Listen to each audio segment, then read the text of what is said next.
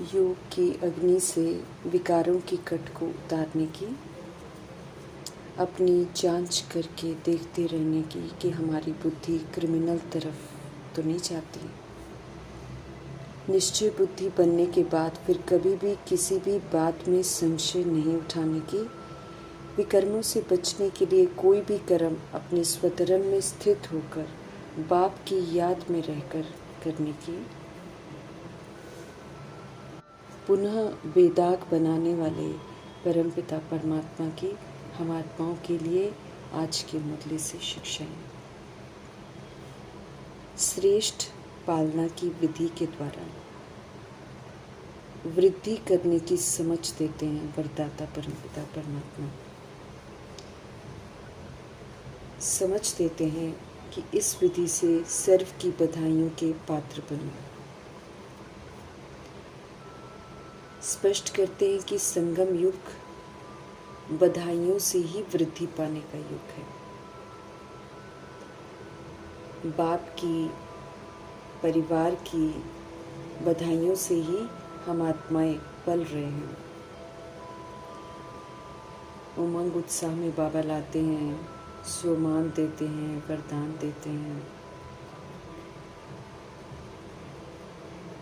विशेषताओं का वर्णन कर करके हम आत्माओं को आगे बढ़ाते हैं। हम आत्माओं की ओरिजिनल सतगुणी विशेषताओं को देखते हैं, अनादि आदि स्वरूप का विवरण करके अच्छा अच्छा कहकर सभी को अच्छा बनाते हैं। बाप की और परिवार की बधाइयों से ही नाचते हैं, गाते हैं, पलते हैं, उड़ते हैं। ये पालना जो हमें मिलती है, ये बड़ी वंडरफुल पालना है। ये कभी भी दिल शिकस्त नहीं होने देती है। ये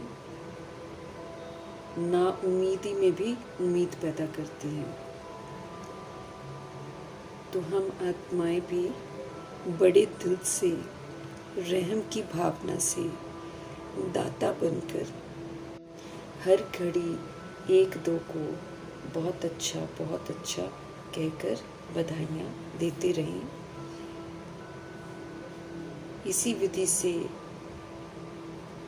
पालना करते हुए हम वृद्धि कर सकते हैं। स्पष्ट करते हैं मीठे परमात्मा कि यही पालना की श्रेष्ठ विधि है। अच्छा कहकर ही अच्छा बनाना है। इस विधि से सर्व की पालना अगर हम करते रहेंगे तो फिर बाप और ईश्वरीय परिवार की बधाइयों के पात्र बनेंगे। परमपिता परमात्मा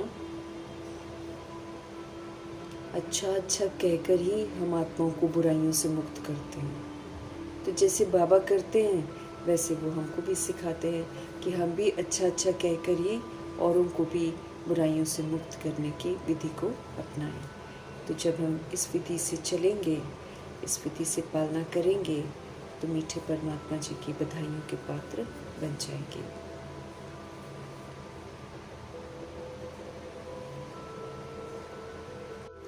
रावण राज्य में हमारे स्वभाव जो हैं वो बड़े कुटिल बन जाते हैं, क्योंकि देह का अभिमान होता है।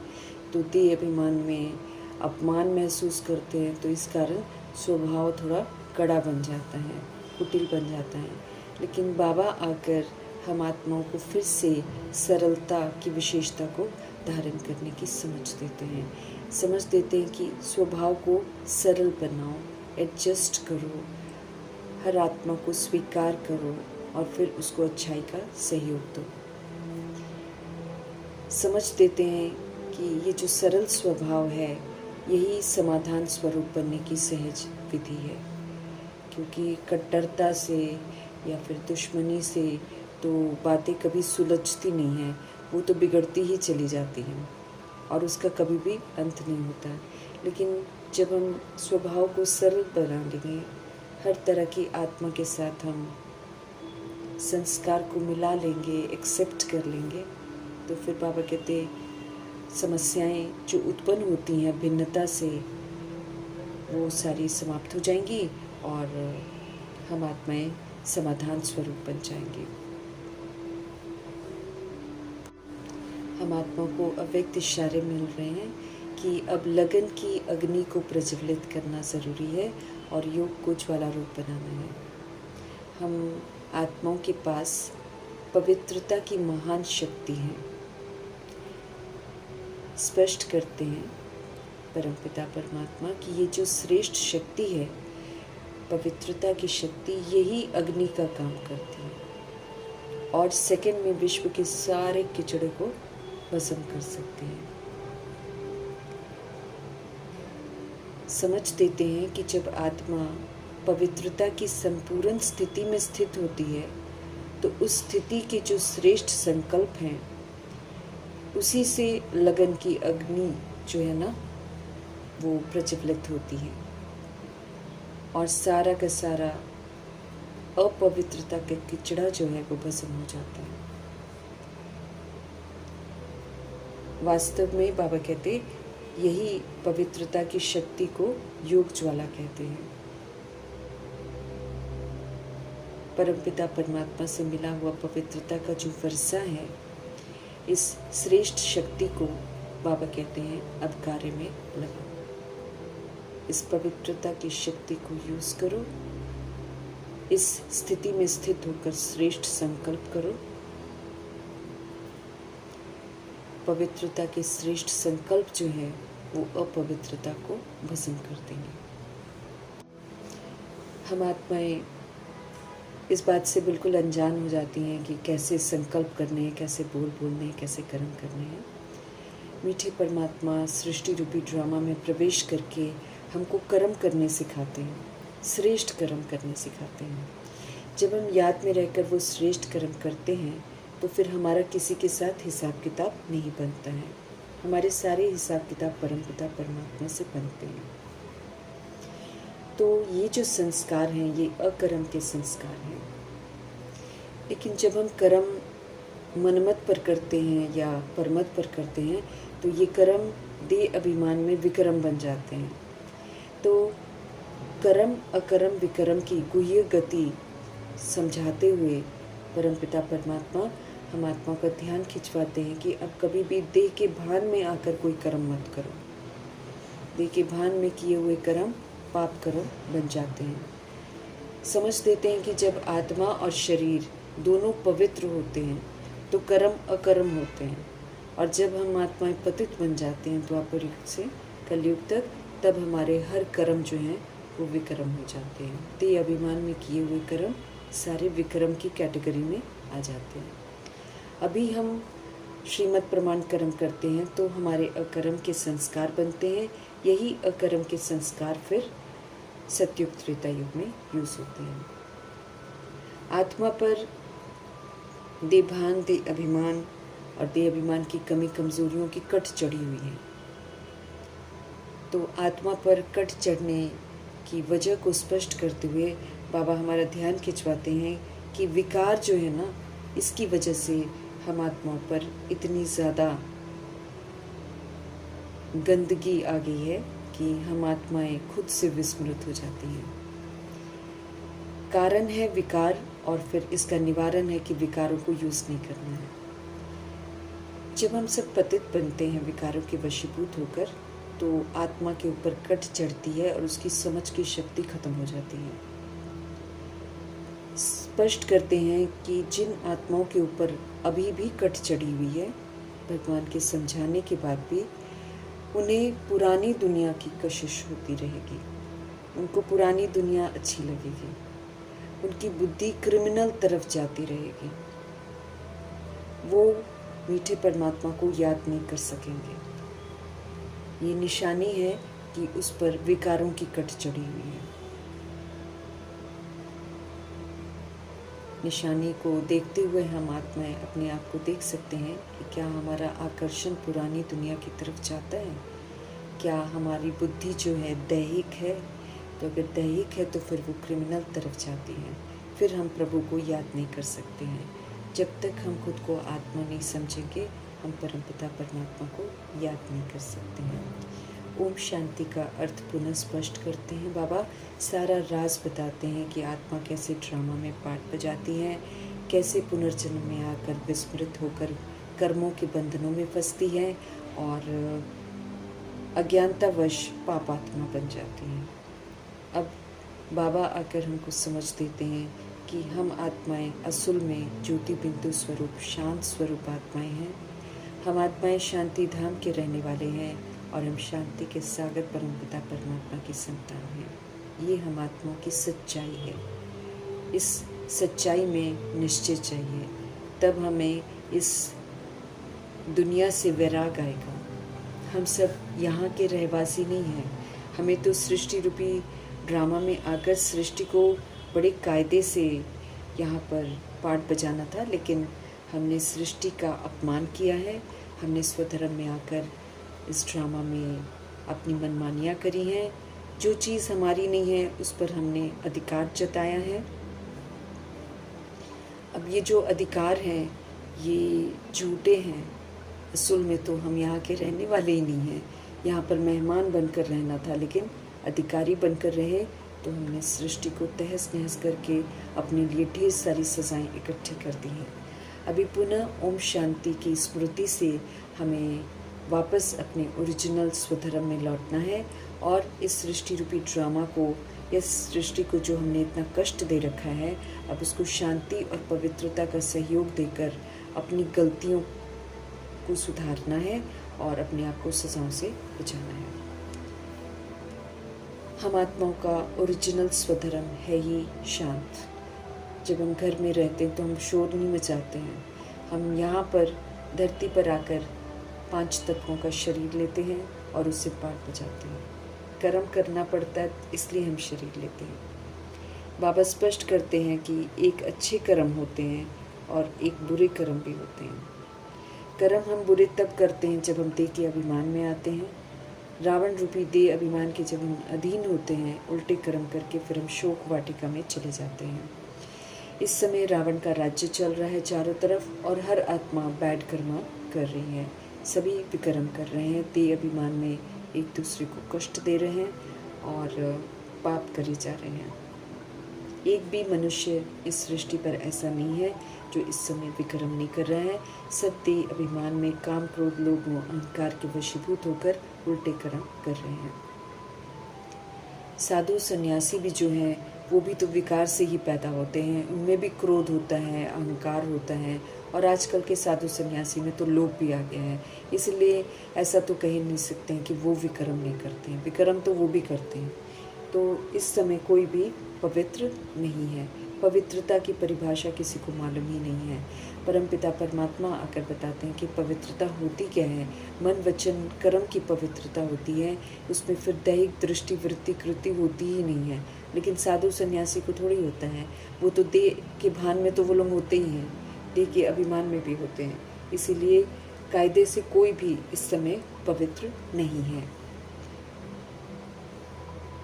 पतित पावन परमपिता परमात्मा सृष्टि रूपी ड्रामा में आकर हम आत्मा को बताते हैं कि पावन बनना क्या होता है और पवित्रता क्या होती है। इसलिए आत्माएं जो हैं, कल पहले उन्होंने पवित्रता का अनुभव किया होता है, इसलिए सब पतित पावन को ही पुकारते हैं। साधु सन्यासी इतने सारे होते हुए भी हर आत्मा जो है वो पतित पावन को पुकारती है। नई दुनिया बाबा स्थापन कर रहे हैं, वहाँ कोई भी पतित नहीं होगा। इसलिए अगर हम उस दुनिया में जाना चाहते हैं तो मीठे परमात्मा का फरमान है कि संपूर्ण पवित्र बनो, जड़ से देभान और देह अभिमान को ख़त्म कर दो। ये हमको कभी भी पावन बनने नहीं देगा। जो बातें परमपिता परमात्मा आकर समझाते हैं वो कोई भी नहीं समझा सकता है। लेकिन बाबा समझ देते हैं कि 16,108 करोड़ बच्चे हैं बाबा के जो मुरली पढ़ते हैं, लेकिन निश्चय बुद्धि होकर भी उनमें से कई आत्माएं संशय बुद्धि हो जाती हैं और माया उनको हप कर लेती है। देह अभिमान और नाम रूप के आकर्षण में आकर वो वाम मार्ग में चले जाते हैं। और अच्छे अच्छे महारथी भी बाबा कहते हैं, जो अच्छे अच्छे आत्माएं हैं जिन पर ये उम्मीद रखी गई थी कि 108 की माला में आएंगे, वो भी माया के प्रकोप में आकर उल्टे मार्ग पर चल पड़े हैं। इसलिए हमें सदा अलर्ट रहना है। माया की निरंतर हम पर नज़र है, उसका कार्य ही है नाम रूप में फंसाना इस समय। तो वो जो चारा डालती है वो हमें लेना नहीं है, वो एक्चुअली हमारी परीक्षा लेती है, हर तरह से परीक्षा लेती है। इसीलिए अलर्ट अटेंटिव रहकर हमें बाबा की यादों में रहकर पवित्र रहना है। वो आत्माएं जो भारत को अभी स्वर्ग बनाने में मददगार बनती हैं, सिर्फ वही भारतवासी कहलाते हैं और वो भारतवासी फिर सतयुग में राज्य करते हैं। डबल सिरताज संपूर्ण निर्विकारी बनते हैं। आदि सनातन देवी देवता धर्म की स्थापना में जो मददगार बनते हैं बाबा के साथ, वो भारतवासी कहलाते हैं। अगर हम स्वर्ग बनाते हैं तो स्वर्ग में जाते हैं। जितना स्वर्ग हम बनाएंगे, अर्थात जितनी स्वर्ग की विशेषताएं हम धारण करेंगे, उतना ही हम उस दुनिया में जाएंगे। नहीं, अगर हमने स्वर्ग बनाया होगा तो फिर नहीं जाएंगे। हर तरह का नाम रूप की जो भेदभाव, जातिवाद, भाषा की भिन्नता, धर्म की भिन्नता, ये बिल्कुल मिटानी है। क्योंकि आत्मा जब परम धाम से आती है, वो कोई हिंदू मुस्लिम सिख ईसाई नहीं होती है, वो कोई राजपूत जाट नहीं होती है, वो एक बिंदी होती है। तो इसीलिए बिंदी बनकर ही हमको वापस घर जाना है। अगर हम श्रीमत पर चलकर अपने ऊपर चढ़ी हुई परतों को उतार देंगे तो फिर सज़ाओं से बच जाएंगे। नहीं तो ऑफ कोर्स ड्रामा में विधि है, सज़ाओं के द्वारा आत्मा को भुलवाया जाएगा, उसको देभान दे अभिमान से मुक्त होकर, फ्री होकर, बिंदी बनकर ही वापस जाना है। और फिर अगर हम इस सच्चाई को जान लेते हैं और फिर मरजीवा बनकर बाबा की श्रीमत पर चलकर सरगुणों से संपन्न संपूर्ण निर्विकारी बनते हैं, मर्यादा पुरुषोत्तम बनते हैं, बेदाग हीरा बनते हैं, संपूर्ण अहिंसक बनने का सबूत देते हैं, तब जाकर हम सुख धाम में आते हैं। तो कायदे हैं वापस जाने के, कायदे हैं नई दुनिया में आने के। तो वो कायदे जो हैं उनको श्रीमत प्रमाण पूरा सफल करके हमको सुख जो है वो कमाना है, तभी हम जा सकते हैं। ज्ञान चिता पर बाबा बिठाते हैं, तो जब हम ज्ञान चिता पर बैठकर तप करते हैं, सतुगुणी सत्य की विशेषताओं को यूज़ करते हैं और काम क्रोध लोभ मोह अहंकार को कभी भी यूज़ नहीं करते हैं, तब जाकर हम पवित्र बनते हैं। और काम चिता एक ऐसी चिता है जो आत्माओं को जला देती है।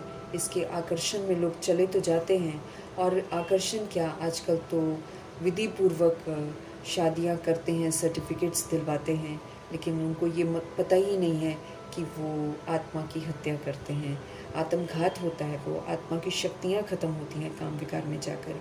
तो काम चिता पर बैठकर सारे पतित बन जाते हैं, काले बन जाते हैं।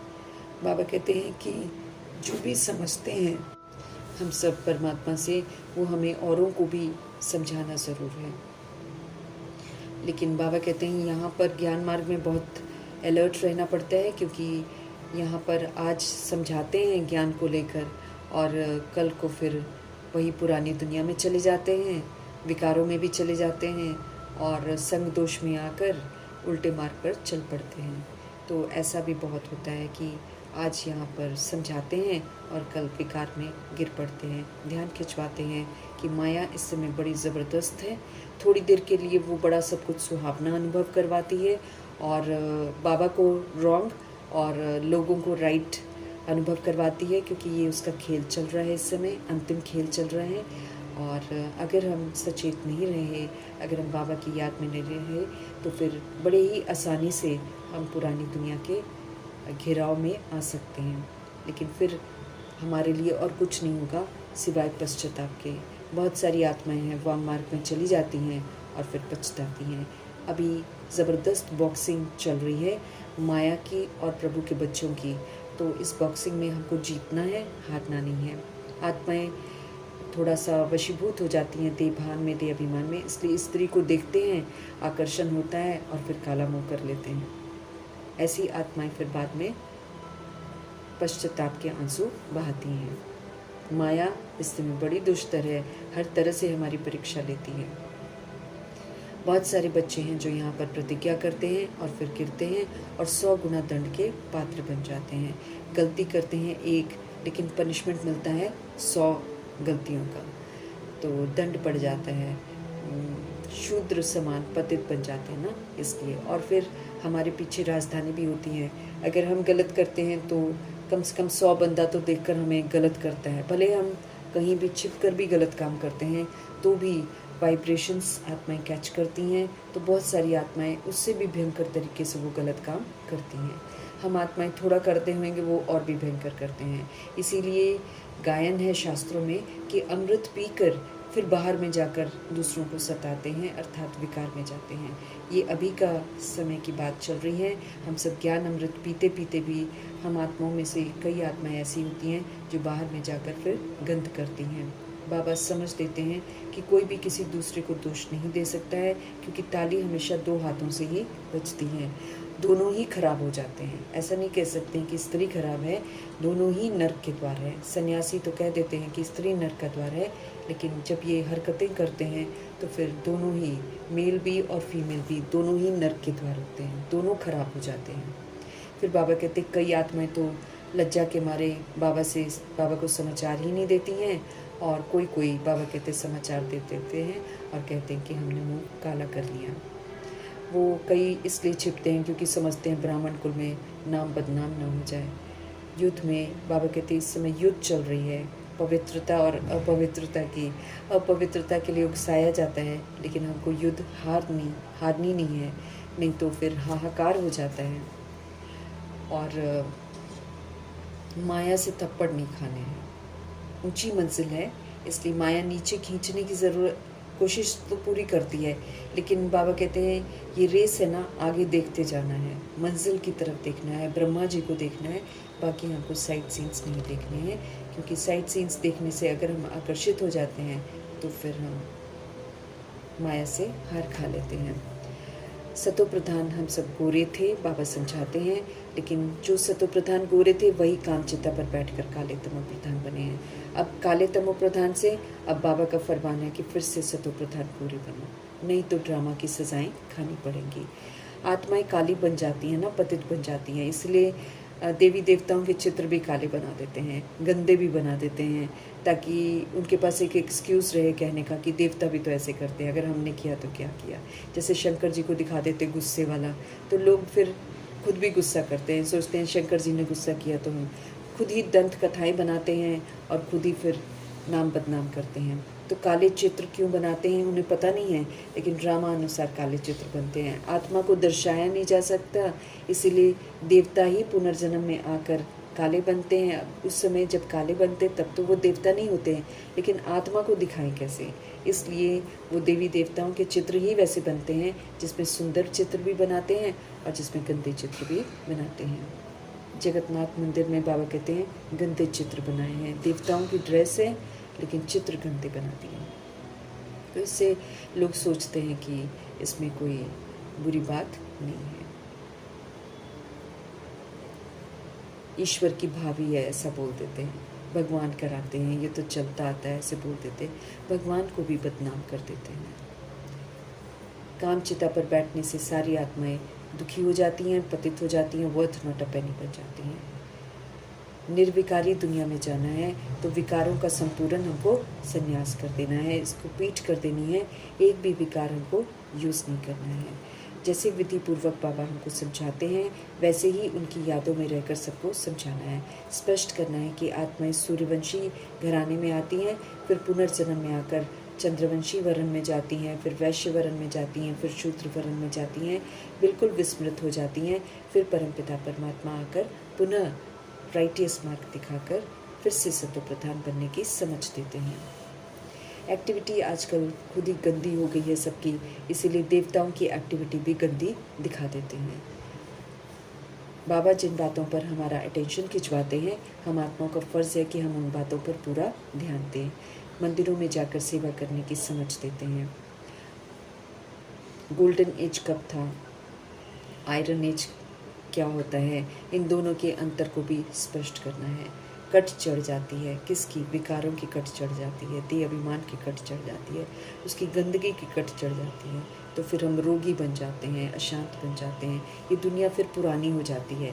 लेकिन अभी भी जो बाबा के बच्चे हैं मुरली भी पढ़ते हैं, लेकिन उन पर कट अगर चढ़ी हुई है, उनको बार बार पुरानी दुनिया ही अच्छी लगेगी। वो पुरानी दुनिया को ही देखेंगे, पुरानी दुनिया की मत को ही सुनेंगे। इससे साफ पता चल जाता है कि उन पर विकारों की कट चढ़ी हुई है। ऐसी आत्माएं फिर बहुत सहज ही माया के वशीभूत हो जाती हैं, संगदोष में आ जाती हैं। हमको चेक करते रहना है कि कहीं मेरी बुद्धि क्रिमिनल तो नहीं है। अगर पुरानी दुनिया में मेरी बुद्धि जाती है तो फिर क्रिमिनल बुद्धि है। बाबा स्पष्ट करते हैं कि अच्छे अच्छे फर्स्ट क्लास बच्चे जो हैं वो भी फेल हो पड़ते हैं इस युद्ध में। इसीलिए कभी भी ये नहीं सोचना है कि हमको सब कुछ आता है। बार बार पढ़ते रहना है, बाबा को याद करते रहना है और पवित्रता को चेक करते रहना है, अपने पर कड़ी नज़र रखनी है। बाबा ने सुंदर युक्ति रची है पवित्र बनने की, उस युक्ति को ज़रूर अपनाना है। कभी भी उससे विस्मृत होकर उल्टे मार्ग पर नहीं चलना है। पावन बनेंगे, पावन दुनिया बनाएंगे तो पावन दुनिया में जाएंगे। अज्ञानता में जो आत्माएं अभी शरीरों में हैं वो अंधी हैं समझ से, लेकिन जो शरीर छोड़ देती है उसको तो फिर भी आगे पीछे सब कुछ दिखाई देता है। लेकिन अज्ञानतावश आत्माएं क्या करती हैं, दिए जलाती हैं कि उसको रास्ता दिखाई देगा जो मर गया है। लेकिन बाबा हम आत्माओं की जोत जगाते हैं और समझ देते हैं कि खुद जगो और फिर दूसरों को भी जगाओ। यहाँ पर आत्मिक जागृति हमको चाहिए। दीपक जगाने से कोई किसी को रास्ता नहीं दिखा सकते हैं। आत्मा तो एक शरीर छोड़कर दूसरा ले लेती है। तो बाबा कहते हैं अंधियारे की क्या बात है, उसको तो उल्टा और ज़्यादा अच्छे से पता चलता है सब कुछ। खामखा की रस्में चला रखी हैं, उन्हीं रस्मों को सब मानते हैं। शरीर वो तो मिट्टी हो जाता है, उसको तो जला देते हैं, फिर उसके लिए दिया क्या जलाते रहते, क्योंकि उनको तो मालूम ही नहीं है कि आत्मा शरीर को चलाती थी और आत्मा छोड़कर चली गई। झूठी रस्म रिवाजें जो लोगों ने बना रखी हैं उसी पर चलते हैं। रिद्धि सिद्धि वाले भी अपनी कमाल दिखाने की कोशिश करते हैं, लेकिन बाबा कहते हैं उनमें भी कुछ न रखा हुआ है। अगर वो रिद्धि सिद्धि करके पंख लगा भी लेते हैं तो कौन सी बड़ी बात है, उड़ थोड़ी पाते हैं। ये माना जिस तरह फरिश्ता उड़कर वतन में जाएगा उस तरह थोड़ी कर सकते हैं। बाबा कहते हैं अब ये फालतू काम छोड़ो, मुझे याद करो और विक्रम अपने विनाश करो। विक्रम हमने कर रखे हैं। योग अग्नि से हमको अपने पापों को भस्म करना है। देह के भान को हटाकर आत्मा खुद को समझकर परमात्मा से योग लगाना है। योग से हमको एवर हेल्दी बनना है और जो ज्ञान रत्न बाबा देते हैं उसको धारण करके हमको वेल्दी बनना है। अभी ही हम हेल्थ वेल्थ हैप्पीनेस कमाते हैं, इसीलिए सारा ध्यान हमको अपनी कमाई पर देना है। योगी जो होते हैं वो निरोगी भी होते हैं और उनकी आयु भी बड़ी होती है, लेकिन जो भोगी होते हैं उनकी आयु भी कम होती है और वो रोगी भी ज़रूर बनते हैं। श्री कृष्ण को योगेश्वर कहते हैं। ईश्वर की याद से वो कृष्ण बने ना, इसलिए। लेकिन जब वो स्वर्ग में होते हैं तब उनको योगेश्वर नहीं कहते हैं। अभी संगम युग में उनको योगेश्वर कहते हैं। कर्म अकर्म विकर्म की गुह्य गति को बुद्धि में रखते हुए अब हमें सिर्फ और सिर्फ श्रीमत पर चलकर कर्म करने हैं। अब कोई भी विकर्म नहीं करना है। देह के अभिमान में आकर कोई भी कर्म नहीं करना है। विकार में बिल्कुल नहीं जाना है। विकार में जाना सबसे बड़ा पाप है। हमें अपनी आँखों को कानों को सिविल बनाना है। भगवान की संतान होकर अगर हम क्रिमिनल असॉल्ट करते हैं तो हम कड़ी सजाओं के पात्र बन जाते हैं। स्पष्ट करते हैं कि बी के विकार में जा नहीं सकते हैं। इस युक्ति से पवित्र हम रह सकते हैं, लेकिन फिर भी जब हम अलर्ट नहीं होते हैं तो फिर रावण अपना बना लेता है, मर्यादाओं की लकीर को क्रॉस करवा देता है। बाबा स्पष्ट करते हैं कि जब तक हम मर्यादा की लकीर को क्रॉस करते नहीं हैं तब तक रावण हमको पकड़ नहीं सकता है, लेकिन जब हम क्रॉस करते हैं तभी रावण पकड़ता है। इसलिए सदा परमात्मा की छत्र छाया में रहना है, उनकी यादों में रहना है और रावण से हमको सेफ रहना है। हर एक आत्मा को पवित्र तो बनना ही पड़ेगा, चाहे तो श्रीमत पर चलकर पवित्र बन जाए या फिर सजाओं के माध्यम से पवित्र बने। इसीलिए बेहतर यही है कि हम प्रभु जी के कहने पर पवित्र बन जाएं। हमको समझ का तीसरा नेत्र मिला है। इस तीसरे नेत्र से देखते हुए अब हमको जागृत अवस्था में रहना है और दिन की तरफ चलना है। बाबा की याद में रहकर बाबा की समझ को दूसरों को बताना है, तब हमारे में ताकत आएगी। बिना याद से अगर हम बाबा का सत्य बताते हैं तो फिर ताकत नहीं आती है। राजधानी कैसे स्थापन हो रही है, परमपिता परमात्मा बिल्कुल स्पष्ट करते हैं। उस राजधानी में जाना है, राजाई घराने में जाना है तो स्वराज्य अधिकारी बनकर बेदाग ज़रूर बनना है, सर्वगुणों से संपन्न बनना है, 16 कला संपूर्ण बनना है। क्वालिफाई तो हमको ज़रूर करना है। फिर गोल्डन स्पून इन माउथ होगा, अर्थात फिर हम सूर्यवंशी घराने में, राजाई घराने में जाएंगे। बड़ा इम्तिहान है, इसमें पास करना है। पवित्रता की परीक्षा ली जाती है, ऊंच मर्तबा प्राप्त करना है। जितना हम पढ़ेंगे, जितना हम धारण करेंगे, उतना हम सुख पाएंगे। भगवान हमको पढ़ाते हैं इस रूहानी नशे में हमको सदा रहना है। ताकत की चीज़ें सारी आत्मा को मिलती हैं, इसीलिए इस समय आत्मा को ताकतवर ज़रूर बनना है। सारे कल्प के लिए अभी हम अपने आप को चार्ज करते हैं। भगवान पढ़ाकर आप समान बनाते हैं, तो लोग फिर दुनिया में भक्ति मार्ग में भगवान भगवती कहकर पूजते हैं। पतित से पावन हम सब बन रहे हैं, इस बात को याद रखना है। इसलिए पतित कर्म अब नहीं करने हैं। अगर बन जाएंगे पावन तो फिर जन्म जन्मांतर के लिए सुखी बन जाएंगे। 2500 वर्ष की राजधानी में दुख का नाम निशान नहीं होगा। लेकिन पढ़ते पढ़ते बाबा कहते फिर आत्माएं गंदी बन जाती हैं जब उनमें देह अभिमान आ जाता है। और जब जब देह अभिमान आ जाता है, तीसरा समझ का नेत्र बंद हो जाता है। माया बड़ी ज़बरदस्त है, उससे सावधान रहना है। भगवान कहते हैं मैं कितनी मेहनत करता हूँ ब्रह्मा के थ्रू आकर आप सब पर, तो उनकी मेहनत का हमको रिटर्न भी देना पड़ेगा। जितना हम देर लगाएंगे उतना फिर मेहनत का रिटर्न ड्रामा लेता है। कई आत्माएं हैं जो भगवान के लिए कह देते हैं कि ये तो सारी बेकार बातें हैं, चालाकी है, और कहते हैं हम नहीं मानते कि राजा स्थापन होती है। तो बाबा कहते हैं कि जितना भी मर्जी कोई कुछ बोलता रहे, सच की बेड़ी हिलती ज़रूर है। लोग हिलाने की कोशिश करते क्योंकि रावण का राज्य है, तो रावण के राज्य में सत्य की नैया को हिलाते ज़रूर है, लेकिन कोई भी उसको डुबा नहीं सकता है। विघ्न ज़रूर पड़ते हैं, लेकिन परमपिता परमात्मा जो राजा स्थापन करते हैं वो स्थापन हो जाती है, और जो उस पर जाने वाले आत्माएं हैं वो अपने आप को संपन्न संपूर्ण बना लेती हैं। इसीलिए लाख कोई विरोध करे तो फर्क नहीं पड़ता है। विघ्न पड़ते हैं, लेकिन विघ्न अपने आप फिर खत्म भी हो जाते हैं। पवित्रता की शक्ति जो है ना, इस सारे विघ्नों को समाप्त कर देती है। हम आत्मा को नूरे रतन कहने वाले, हम आत्मा को शाम से सुंदर बनाने वाले